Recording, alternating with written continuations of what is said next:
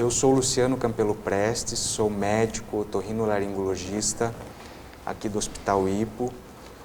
Sou coordenador de emergência e pronto atendimento aqui do hospital e vou falar para vocês sobre um assunto bem importante hoje, que são as emergências e urgências em otorrinolaringologia.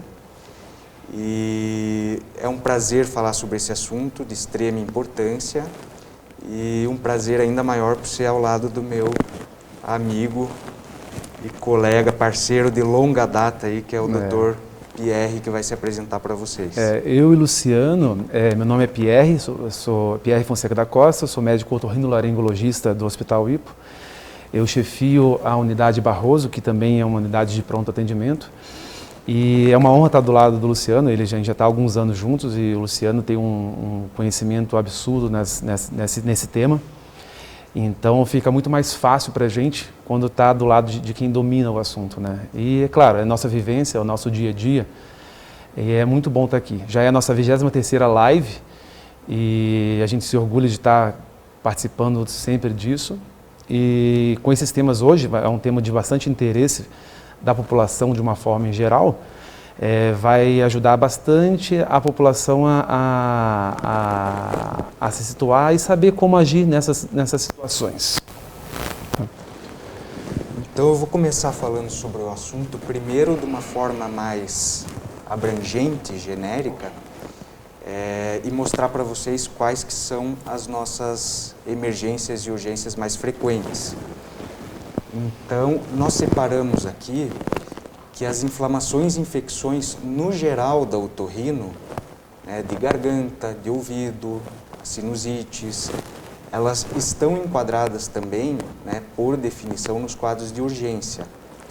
Mas como nós temos as lives específicas dos temas, e os nossos colegas profissionais também que vão falar sobre essa área especificamente, em separado, nós vamos focar principalmente nessas outras aqui,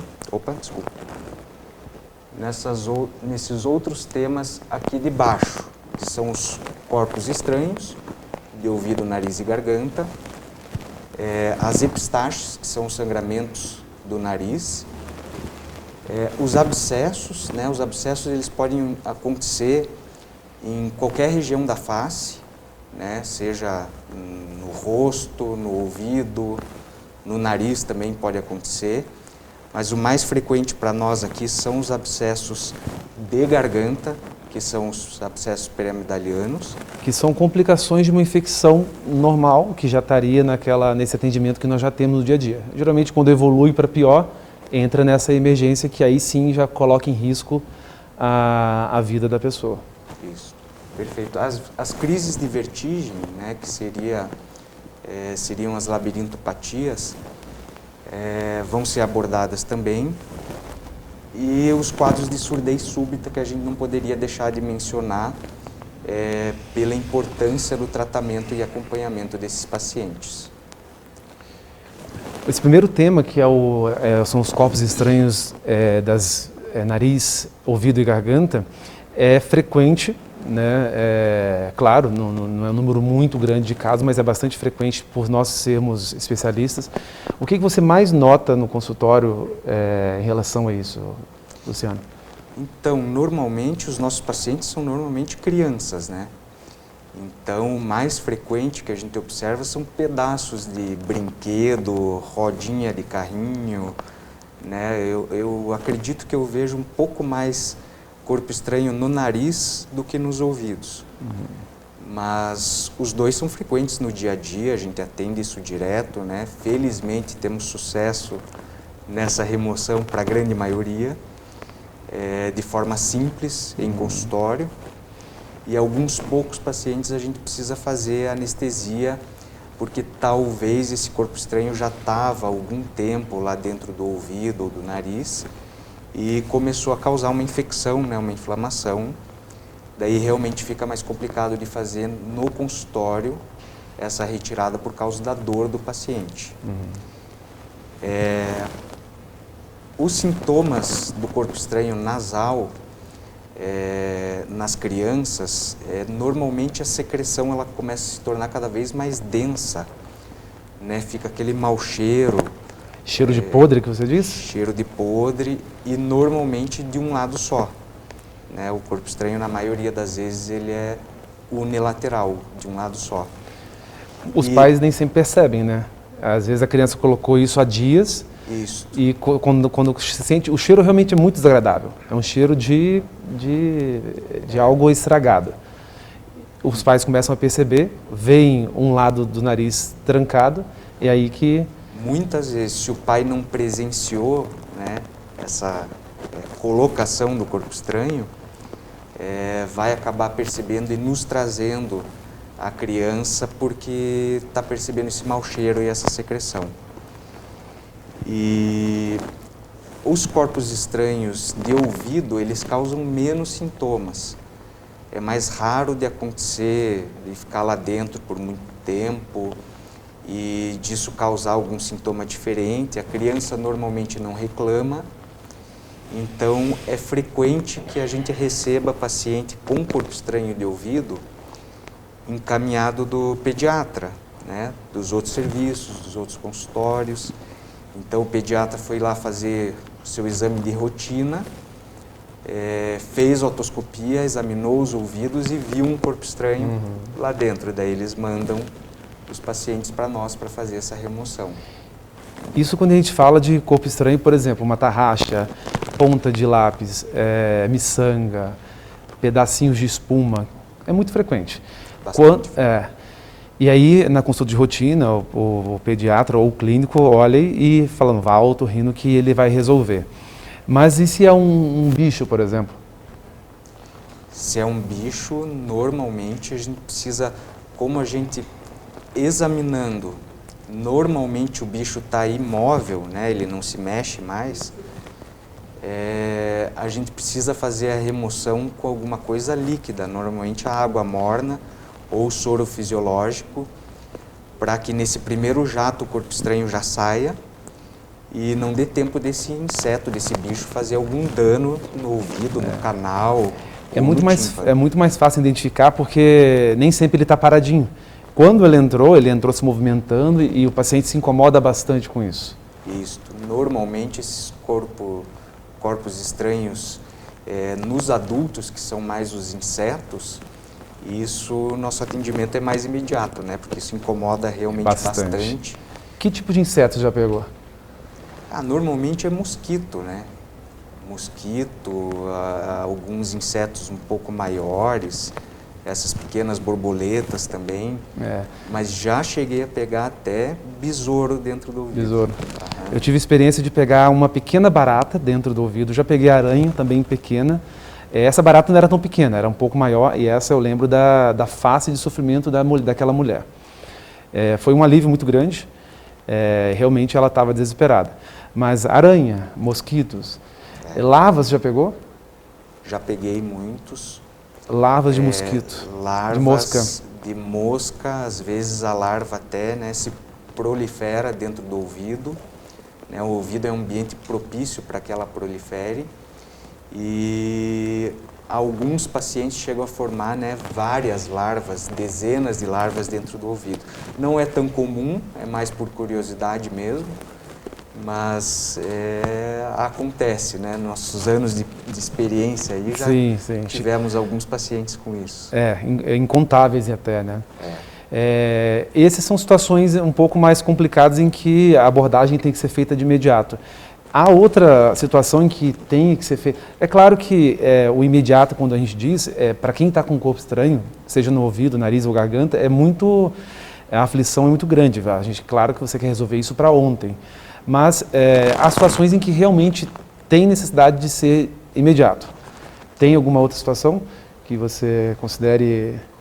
Normalmente, esses quadros são tidos como emergência mesmo. Corpo estranho, seja de nariz ou de ouvido, que seja algum inseto vivo ou algum tipo de pilha, bateria. Exato. Né? Porque ela pode, enfim, esquentar ali, pode estourar, né? E isso faz grandes lesões dentro do ouvido ou dentro do nariz. Pelo potencial corrosivo que há nela, pelo né? potencial de corrosão. E isso não tem conversa, a remoção é imediata mesmo.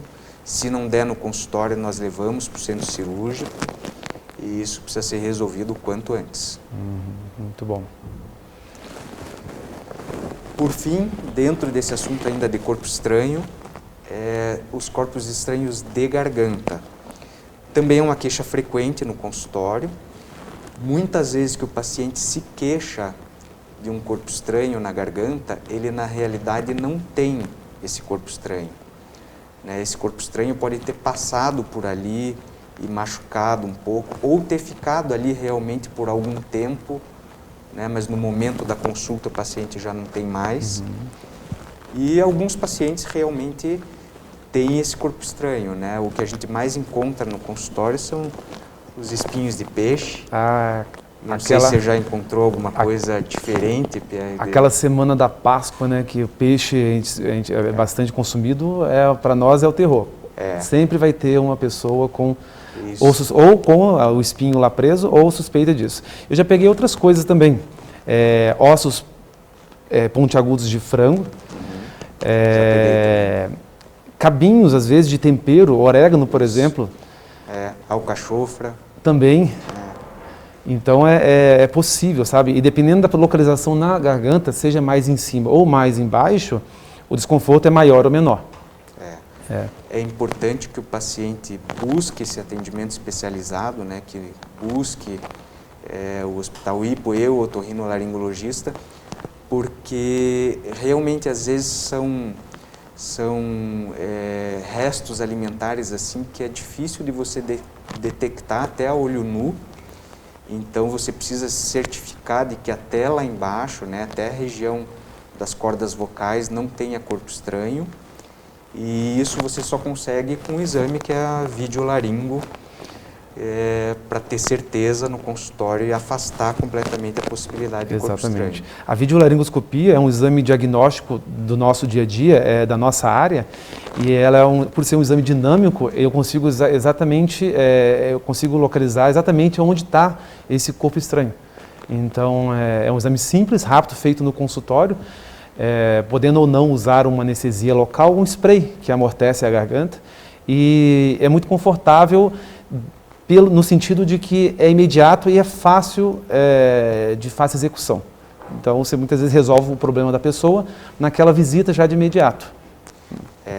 Na grande maioria das vezes, não só o de garganta, mas os outros corpos estranhos também, de nariz e de ouvido, nós conseguimos resolver no consultório. A remoção, nós temos esse sucesso no consultório, mesmo com as crianças pequenas, nós já temos essa técnica para conseguir remover com sucesso em consultório sem precisar de anestesia. Alguns poucos casos nós precisamos realmente levar para o centro cirúrgico, mas é importante que nós temos essa estrutura toda de retaguarda aí para fazer o que o paciente precisa. Exatamente. Um outro tema que é muito frequente, muito comum no nosso dia a dia, como especialistas, é o sangramento nasal, a epistaxe. A maioria de nós, o adulto, já mais da metade da população da fase adulta já teve um grau de sangramento na sua vida, algum tipo de sangramento nasal na sua vida. Apesar de ser uma situação bastante incômoda, ninguém quer sangrar, ninguém quer ver sangue, muitos de nós não têm essa tranquilidade ao ver sangue, a grande maioria, 90% deles, são sangramentos simples de resolver, sangramentos que a gente chama de autolimitados, em que uma abordagem simples consegue resolver.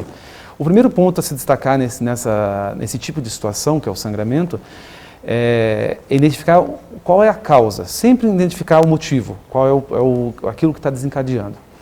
Você consegue normalmente no exame físico, assim, no consultório, Pierre, saber se o paciente sangra por esse ou por aquele motivo? Esse é o desafio. Você, através do exame físico, na consulta mesmo, algumas perguntas, tentar direcionar e tentar descobrir a causa. E sim, muito para nós, claro, é nossa área, então fica muito mais fácil, mas para nós é fácil chegar a essa conclusão no consultório. Eventualmente, você precisa de exames, seja o exame de imagem, que é a videonasendoscopia, também é outro exame desse arsenal diagnóstico nosso, também é feito em consultório, que eu consigo visualização direta sobre a mucosa nasal, seja com exames também complementares, por exemplo, laboratoriais, exames de sangue. Desses sangramentos em que tem uma fácil resolução, são sangramentos da mucosa anterior do nariz. Quando eu digo isso, são alguma veia, algum vaso na mucosa anterior que se rompeu, seja por fatores traumáticos, uma própria batida no nariz, em que há a laceração da mucosa, os traumas digitais, trauma ungueal, o hábito de cutucar o nariz faz com que lacere a mucosa e abra um ponto de sangramento. Aqui em Curitiba, para nós, o ar frio e seco é frequente. Isso faz com que a mucosa sofra, ela fica mais sensível e suscetível aos sangramentos. Também é bastante frequente. Presença de corpos estranhos, né, como o Dr. Luciano acabou de falar, pode levar a uma agressão da mucosa, deixando o sangramento acontecer. O que você recomenda que o paciente faça, Pierre, antes de chegar no nosso consultório? Em casa, nesse caminho até em casa, até o hospital, o que ele faria para tentar estancar esse sangramento? Eu sempre tranquilizo os pacientes, porque geralmente quando acontece uma vez, pode voltar a acontecer, mas eu tranquilizo, a orientação primeiro, calma. Quanto mais agitado você ficar, mais tende a sangrar. Então, primeiro, a calma. Como a maioria dos sangramentos são anteriores, são sangramentos mais simples, você talvez comprimindo o nariz, você consegue, como qualquer compressão de uma área que está sangrando, você consegue estancar o sangramento ali. Então, calma, apertou o nariz, manteve a tranquilidade até vir ao hospital. Esse é o primeiro passo. Compressa gelada ajuda? Exatamente. Compressa sobre o rosto gelada, bolsa de gelo, em que eu consiga aumentar, diminuir a temperatura na região, faz com que os vasos fiquem mais contraídos e com maior facilidade em estancar o sangramento. Isso. E você diria que tem algumas doenças, algumas comorbidades mais comuns, assim, que facilitam o sangramento para o paciente, que é mais frequente no paciente com epistaxe? Exatamente. Tirando essas causas mais rotineiras, algumas doenças podem levar a isso. Coagulopatias são aquelas doenças em que o paciente tem algum grau de dificuldade na contenção de um sangramento qualquer. E o nariz, por ser uma mucosa extremamente vascularizada, cheia de veias e artérias, ele está suscetível a esse ponto de fraqueza de uma coagulopatia, de um distúrbio vascular. Mas eu tenho doenças também em que eu preciso usar medicamentos. Medicamentos em que aumentam a viscosidade, diminuem a viscosidade do sangue, facilitam, é o tal do afinamento do sangue. Os anticoagulantes. AS, aspirina. Exatamente. Pessoas com problemas de coração, é muito comum o uso desses medicamentos e essas pessoas são mais suscetíveis. Na nossa especialidade, os sangramentos de maior gravidade, e aí sim a gente entra com uma abordagem mais séria, são sangramentos em adultos, geralmente adultos, idosos, com hipertensão ou algum problema desse distúrbio de coagulopatia ou uso de medicamentos anticoagulantes, e que a gente tem que fazer uma abordagem cirúrgica. Aqui no Hospital Hipo, por ser uma referência não só em Curitiba, mas no sul do Brasil, no país, nós temos uma estrutura totalmente pronta para abordar esses pacientes, em que chegamos até precisar fazer ligadura, cauterização de grandes vasos da região do nariz. Nesses casos em que a abordagem do consultório não conseguiu conter esse sangramento. É uma situação bastante delicada, mas muito mais necessária. E uma vez que o paciente volta para o quarto sem o sangramento, o alívio dele e do familiar é muito gratificante. Apesar de ser um desafio, é muito gratificante. Esse paciente com hipertensão arterial, ele é bem mais frequente nesse rol, né, dos pacientes que sofrem com epistaxe, porque é um paciente que volta, tem outros sangramentos, é um paciente que, se ele tiver um pico hipertensivo, ele vai sangrar, vai ter novos episódios, é um paciente mais difícil de tratar, e muitos pacientes usam esses medicamentos que o Pierre comentou, que são os anticoagulantes, né, junto com antihipertensivos, e isso faz essa epistaxe se tornar muito mais frequente para esses pacientes, os hipertensos e os cardiopatas. E isso é um problema a mais, porque se o paciente já vem com esse sangramento, perda de sangue, muitas vezes um volume maior, associado a alguma comorbidade, alguma doença de base, isso para o paciente desandar é muito mais fácil. Então, não só a nossa abordagem, mas também a abordagem do cardiologista, do clínico, do geriatra, é importante, porque se a causa do sangramento não é pura e simplesmente nasal, e é por algum problema de saúde ou medicamento que a pessoa tem, claro que você tem que controlar a doença de base, porque senão ele vai estar sempre nos visitando com sangramento cada vez piores. Só voltando um pouquinho naquele assunto do trauma digital que você comentou antes, Pierre, sim. Você diria que o sangramento nasal também é bastante frequente nas crianças? As crianças é muito frequente. Diferente de nós adultos, que já temos uma tendência a cutucar o nariz quando está incomodando, as crianças não têm esse filtro e elas vão cutucar mesmo. Seja por um clima seco, seja numa crise de alergia, em que começa a coçar, outras situações que são as infecções das vias aéreas superiores, um resfriado, né, facilita. Né? Qualquer inflamação na mucosa em que deixa a mucosa mais sensível e frágil, friável, pode o sangramento ocorrer. Mas na grande maioria das vezes a resolução desse sangramento nasal nas crianças, nos pequenos, é simples, né? Nós conseguimos lidar com isso bem no consultório com o tratamento em casa, domiciliar. Exatamente. Então vou falar para vocês agora sobre os abscessos.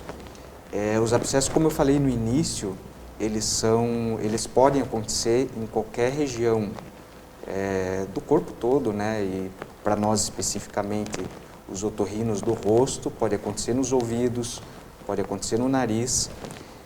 O que a gente mais vê no dia a dia são os abscessos de garganta, né, que são os abscessos periamidalianos.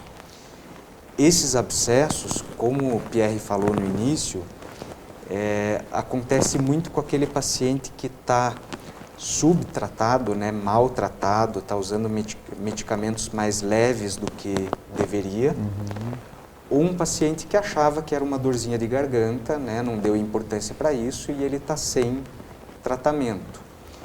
É importante frisar que isso pode acontecer não só nos pacientes que sofrem com amidalite de repetição.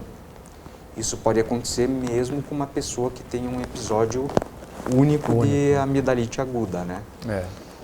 E esses pacientes, nós precisamos normalmente da drenagem no consultório. Isso é feito com anestesia local, né? E o paciente precisa de uma antibiótico terapia, né, de medicamentos potentes. Se puder também usar corticoide, nós usamos corticoide potente para debelar essa infecção, mesmo depois da drenagem no consultório. Nós também conseguimos essa resolução normalmente nos consultórios de forma mais simples, né, fazendo essa drenagem, e alguns poucos pacientes a gente precisa do centro cirúrgico mesmo, né, porque o paciente não tolera o procedimento no consultório, ou às vezes ele tem essa dificuldade para abrir a boca, né, que nós chamamos de trismo. Então a gente mal consegue examinar esse paciente dentro do consultório. Daí nós precisamos de uma anestesia geral e fazer normalmente não só a remoção do abscesso em si, mas nós removemos as amígdalas também, para tirar essa chance do paciente ter novos episódios de infecção. É uma infecção em que há um conjunto de fatores que chegam a esse ponto, né? É um antibiótico mal oferecido, às vezes a imunidade da pessoa não está legal, quadros recorrentes de infecções nas amígdalas. Então isso somado, esse abscesso se forma, que nada mais é do que uma bolsa de pus que se forma por trás da amígdala e gera uma dor muito importante, em que o paciente chega bastante debilitado, muitas vezes dias sem se hidratar, sem comer. Apesar da drenagem ser uma forma, você pensa até muito incômoda no momento, mas eles saem extremamente agradecidos, porque o alívio que dá, a quantidade de pus, de secreção que é drenada, faz com que a melhora seja assim, como tirar com a mão. E é bastante gratificante para nós quando resolvemos essa situação e muito conforto, dá um alívio muito grande a quem está sofrendo disso. Este também é mais um paciente, né, esse paciente com abscesso, que precisa de um acompanhamento diário, precisa desse tratamento com antibióticos depois da drenagem, e ele precisa, dia após dia, ser examinado, ver como é que está a evolução dessa infecção. Por isso é importante, né, a nossa estrutura também e todo o corpo clínico treinado para isso, para que você acompanhe o paciente, né, sábado, domingo, feriado, de noite, quando ele precisar, e esse retorno é diário. E qualquer sintoma de piora também a gente pede para esse paciente nos comunicar diretamente e vir até, né, o Hospital Hipo, ou a unidade Barroso e as unidades externas para verificar isso com um especialista mesmo. A gente consegue dar esse acompanhamento, que muitas vezes o paciente não tem, né? Ele é atendido, às vezes muito bem atendido, no entanto, o momento daquela medicação não foi tão feliz, né, a entrada. E aí acaba gente como sendo altamente especializado, que seria o fim da linha nessa região, para essa região, né, para essas doenças, acaba sendo referenciados a nós e aí a gente consegue, felizmente, resolver essas situações. Sem dúvida. Opa, apertei errado.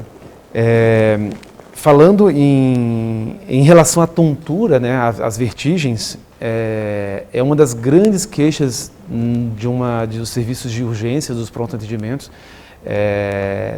independente da idade, é bastante frequente ter. Claro que os idosos, as pessoas adultos e idosos são os que mais sofrem desse tipo de situação.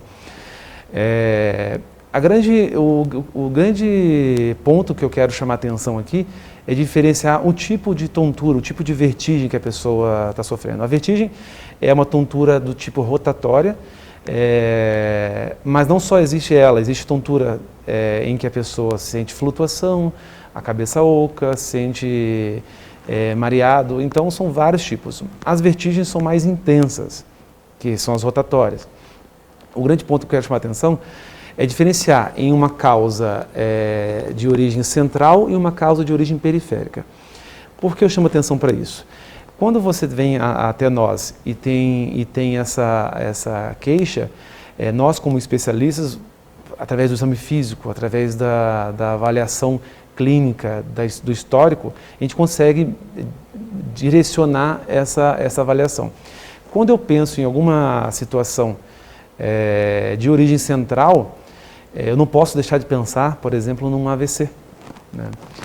O derrame, que é popularmente conhecido, ele é uma causa realmente de emergência, em que eu tenho que avaliar e tratar de imediato,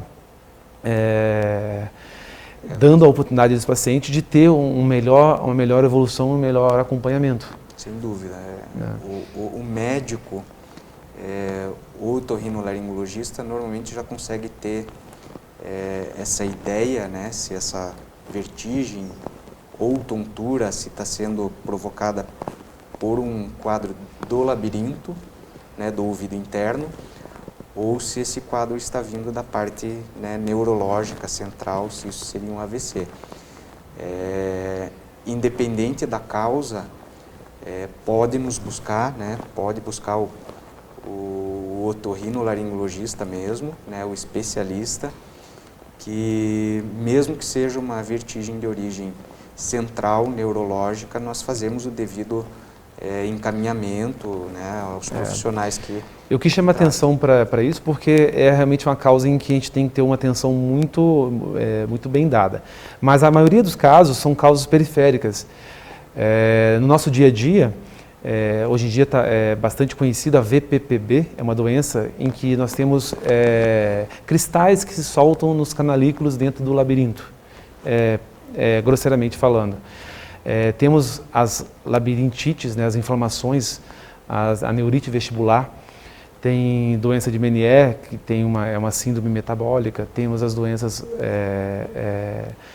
infecciosas, né, por exemplo, alguma doença de infecção de via respiratória superior pode levar a uma... Então, que é a labirintite, né, a vulga labirintite, não é um quadro só. Não é um quadro só. São várias formas. De uma forma geral, a população chama labirintite, mas a labirintite é apenas uma das possibilidades de diversas causas da tontura. Essa vertigem paroxística que o Pierre citou por primeiro, que são essa questão dos cristais dentro dos canalículos do labirinto, é a causa mais frequente que nós temos. É mais frequente. Né, no dia a dia do consultório. E é muito interessante porque com manobras de reposicionamento, eu consigo levar esses cristais ao seu lugar e a pessoa, como um passe de mágica, tem uma melhora clínica absurda. Então é muito interessante o tratamento para nós, né, que somos especialistas, tá resolvendo isso. Como as crises são, né, inesperadas, o paciente de uma hora para outra ele entra na sua primeira crise, né, ou já é um paciente que está acostumado a ter, mas a crise aparece de forma repentina. Sim. Esse paciente pode nos procurar, nós vamos fazer esse atendimento. Muitas vezes o paciente precisa só de medicamento via oral para tratar em casa, né, é a grande maioria dos pacientes. Às vezes o paciente precisa de medicamento, né, endovenoso para fazer aqui com a gente no hospital. E tem essas manobras que o Pierre falou, que são formas de tratamento também eficazes. Né? Nós temos o grupo de otologia, o grupo de otoneurologia aqui do hospital, super competente, com profissionais fantásticos que fazem essas manobras quando precisa para o paciente em crise, fazem os medicamentos e acompanham esse paciente no médio e longo prazo para ver, enfim, a evolução, a melhora e o tratamento preventivo se for necessário, se precisar. Exatamente. Por fim, vamos falar da surdez súbita. A surdez súbita é quando o paciente sente que, de repente, a audição abafou. Né? Então, normalmente é um sintoma que vem dos últimos 3 dias, das últimas 72 horas. Diferente daquele abafamento, aquela pressão nos ouvidos que o paciente vem há meses ou há semanas vem sentindo. Normalmente esse paciente sente que de repente mesmo a audição abafou. Né? Ele pode sentir um certo chiado, né? Alguns chamam de tínitos, nós chamamos de zumbido. Esse chiado, ele acompanha o paciente com perda auditiva no geral. Né? É um sintoma que é muito frequente nos pacientes com perda auditiva, e a perda auditiva pode ser por qualquer causa. Né? O chiado não nos faz identificar a causa em si. É um sintoma que normalmente acompanha os pacientes com perda no geral. Esse paciente precisa buscar o atendimento. imediato, porque quanto mais cedo você começar o tratamento, maior a resposta do paciente aos medicamentos. Na grande maioria das vezes, quase 90% dos casos, a causa não é identificada, é o que a gente chama de idiopática. Então, existem algumas teorias do porquê que isso acontece, né? Existe a teoria viral, a teoria vascular também, mas no final das contas, esse paciente vai ser acompanhado, vai ser tratado e não vai ser identificado no final a causa, o porquê que ele teve. Mas felizmente nós sabemos os remédios que funcionam, né? Nós conseguimos ser bem eficazes no tratamento da surdez súbita, principalmente para os pacientes que nos buscam logo no início. E geralmente é dos dois lados que acontece ou pega só um lado? É raro acontecer nos dois lados, principalmente nos dois lados ao mesmo tempo. Né? Eu já peguei paciente que teve dos dois lados, mas foram em momentos diferentes. Mas na imensa maioria das vezes acontece de um lado só. E também, felizmente, esses pacientes têm uma perda parcial e não total da audição. Né? Então, tem paciente que perde 20% a 30% e tem paciente que chega para nós com o ouvido completamente zerado. Né? Quanto menos você perder dessa audição, maior a chance de retornar à normalidade. O grande ponto que tem que chamar a atenção é o quão precoce você veio à nossa procura. Porque tempo, nesse caso, é fundamental para você ter um prognóstico, uma maior chance de retornar à sua audição normal. E, de novo, é importante que o paciente busque um local com estrutura. Né? A surdez súbita ela só é diagnosticada com um exame complementar, que é a audiometria. Com a audiometria que nós, o otorrinolaringologista, vamos saber se esse paciente está passando por um quadro de surdez súbita. Que normalmente no consultório você não consegue identificar a causa, muitas vezes no exame, na grande maioria das vezes no exame físico e no exame de consultório dos ouvidos, né, a nossa otoscopia, não se identifica nada de diferente. A avaliação audiológica é que vai determinar o quanto você perdeu, de que lado perdeu.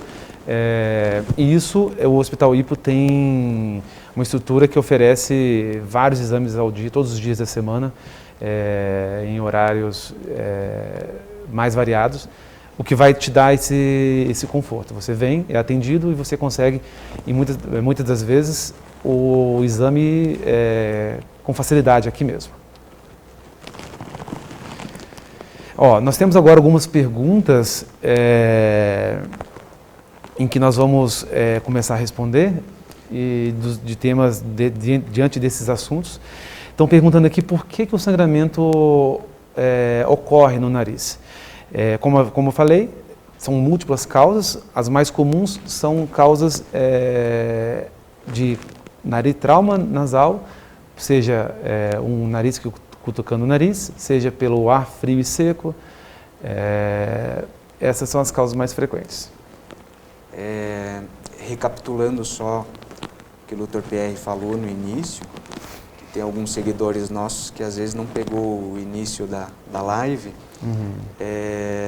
o que fazer, né, nesse caminho até o hospital ou em casa, quando tiver um episódio mais intenso de sangramento, e o paciente quer tentar estancar isso antes de chegar em nós. Você quer comentar, Pierre, sobre a muitas vezes compressão? Manter a calma é o primeiro ponto. Tranquilidade. Você pode assoar o nariz, não há problema. Se você tiver um soro fisiológico em casa, deixa ele morninho, levemente aquecido, e pode lavar com seringa mesmo, tirando aqueles coágulos e assoando com calma. E a compressão digital, você apertar o nariz. Feito isso, o sangramento tende a ceder. Se ele não ceder, aí nós estamos aqui de portas abertas a atendê-lo para avaliação e resolução definitiva do seu quadro. Se ele estiver em casa e estiver num ambiente que consiga, vale a pena fazer uma compressa gelada, né? Um saquinho com gelo, às vezes. Exatamente. Para fazer a vasoconstrição ali e estancar melhor esse sangramento. É normal que o paciente tenha logo cedo um sangramento, quando vai assoar o nariz? Essa pergunta é interessante porque não é uma pergunta tão simples de responder, mas depende muito da pessoa, depende muito da época do ano, depende muito do que você tem no nariz. Assoar o nariz ao acordar e sangrar, para acontecer o sangramento, você tem que ter alguma coisa por trás disso. Seja uma mucosa muito seca, uma mucosa machucada, alguma veia exposta, veia artéria exposta ali que esteja mais frágil. Depende da pressão que você exerce ao assoar o nariz. Então, tudo isso vai depender. A resposta também varia conforme isso. Se você tem algum desses fatores, algum desses pontos, com certeza a chance de você sangrar ao acordar ou em qualquer momento do dia existe. Existe uma relação indireta, talvez, porque de manhã cedo os pacientes assoam mais o nariz e pode provocar mais sangramento.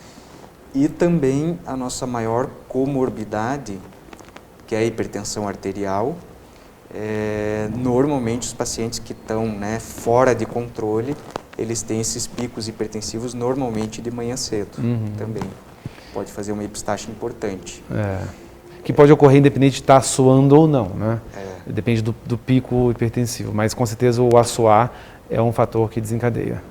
Nós tivemos uma pergunta se a epistaxe é mais frequente nos pacientes com anemia ou diabetes. Normalmente não, né, Pierre? Não são doenças crônicas relacionadas diretamente à epistaxe. É mais a hipertensão, a cardiopatia. Mas realmente, se esse paciente tiver completamente fora do controle do diabetes ou da anemia, isso vai acabar afetando a coagulação como um todo. E é um paciente mais propenso a sangrar também. A diabetes, ela é reconhecidamente uma doença que lesa os vasos sanguíneos e, como qualquer parte do corpo, o nariz tem esses vasos e pode realmente fragilizar essas artérias e veias, facilitando o sangramento. Esses pequenos vasos, né? Estão perguntando se o uso excessivo de spray nasal pode aumentar a chance da epistaxe. Depende do spray, né? Depende do spray. Como existe uma infinidade de sprays...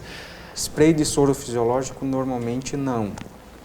Mas às vezes o paciente tem um nariz tão frágil, que está com a mucosa tão machucada, tão lacerada, que a gente pede até para ele não aplicar em caso soro fisiológico se ele estiver usando por algum motivo, pela rinite ou pela sinusite.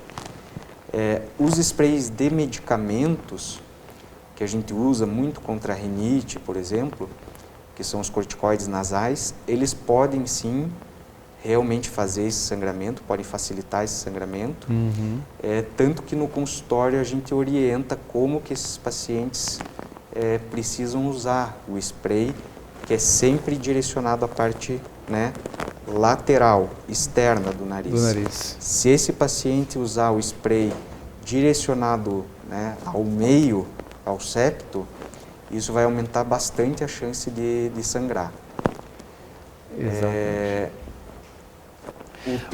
Teria um perigo iminente para esse paciente. Nós estamos tendo uma pergunta na nossa live também.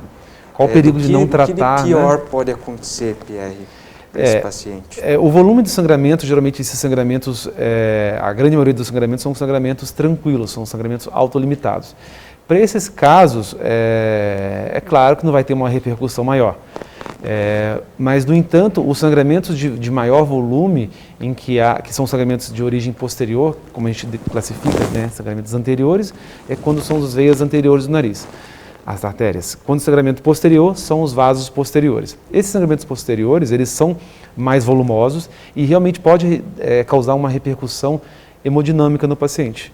A perda do volume sanguíneo, dependendo do tempo que ele estiver sangrando, pode descompensar uma doença de base que ele possa ter.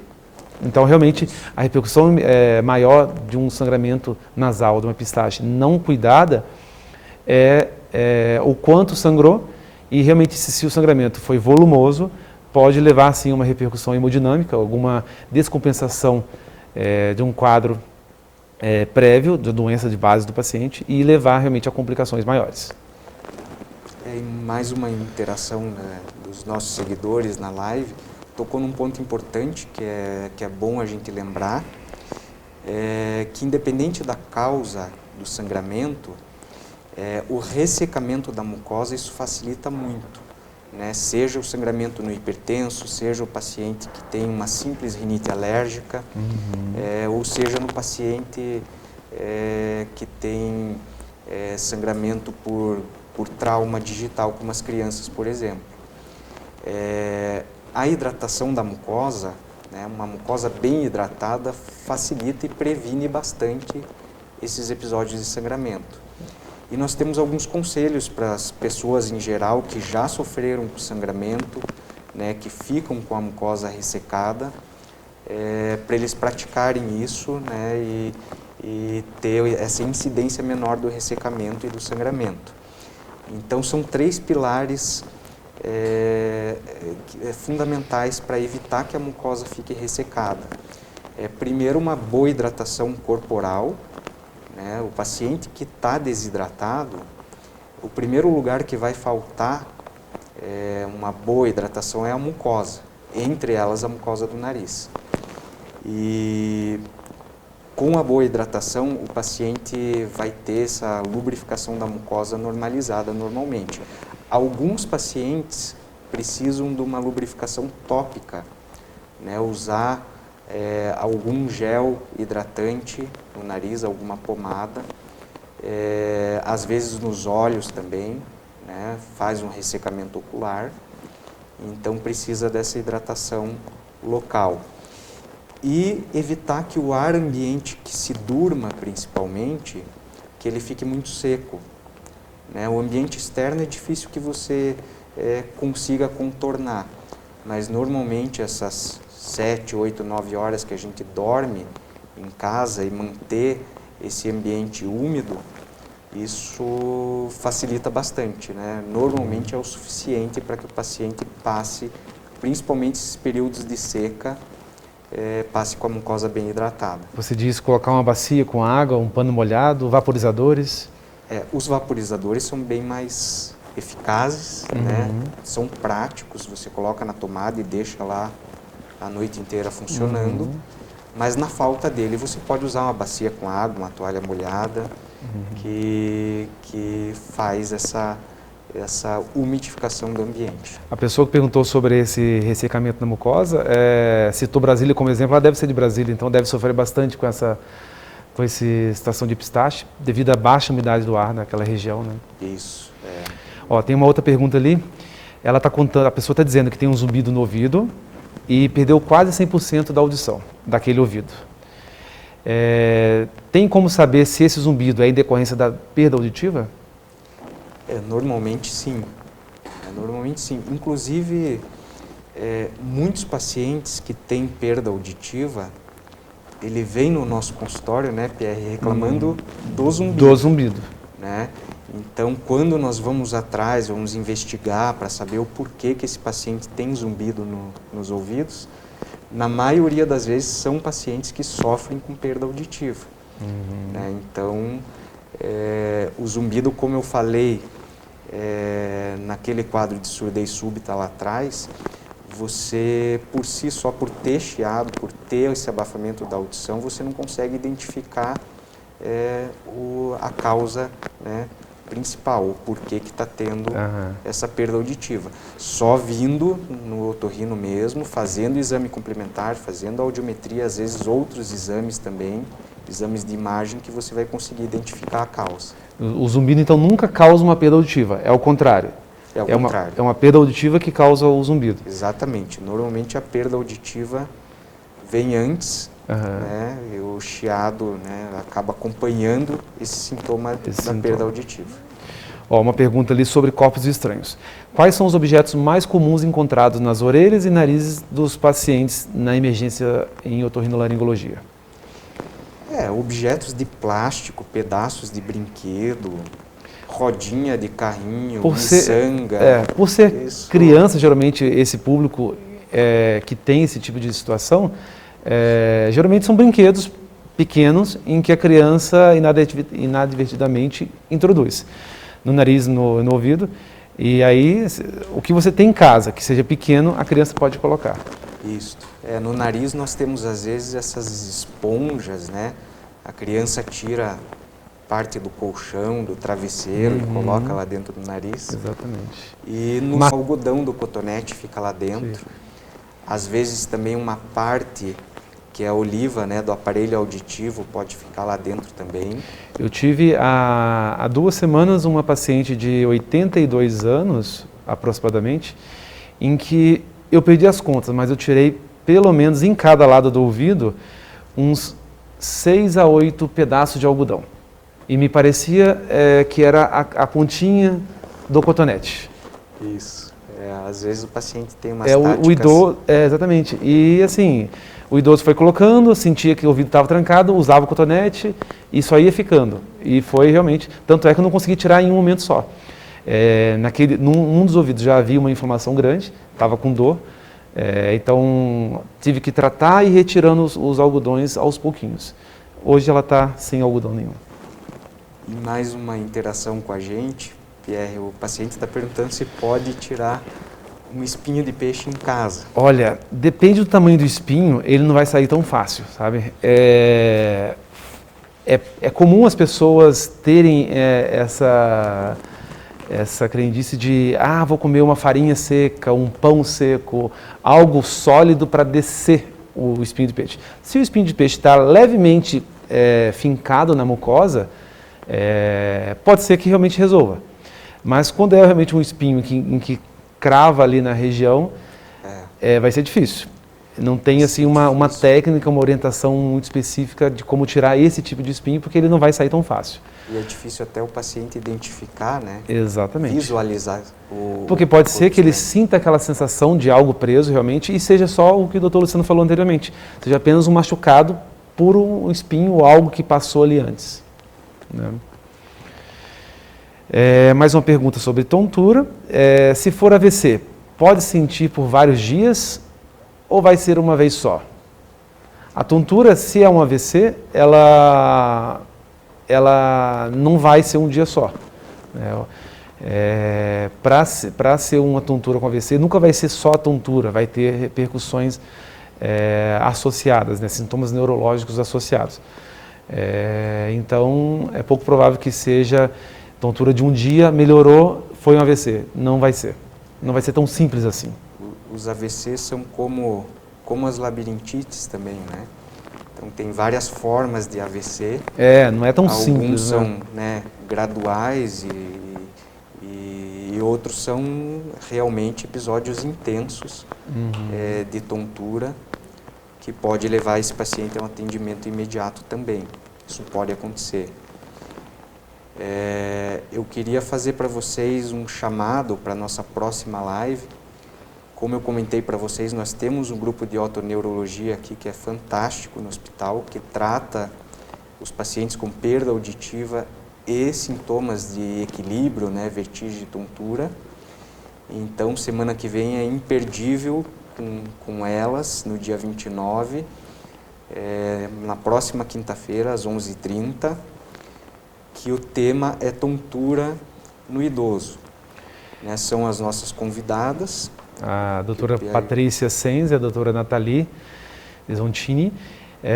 A tontura no idoso é um tema bastante relevante. Quem na família não tem alguém que seja idoso e que não teve um episódio, pelo menos, ou tem episódios recorrentes de tontura. Então, vai ser bastante esclarecedor, elas são muito boas, a didática muito bacana, né? E vai ser bastante proveitoso.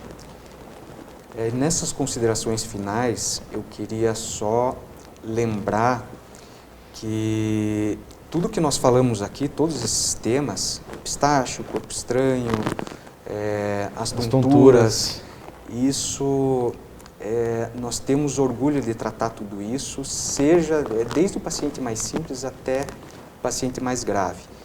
Então, o nosso atendimento presencial Por isso ele é 24 horas, né? Por isso nós temos essa estrutura aqui do hipo central, para que a gente possa, né, tratar com eficiência todos os pacientes.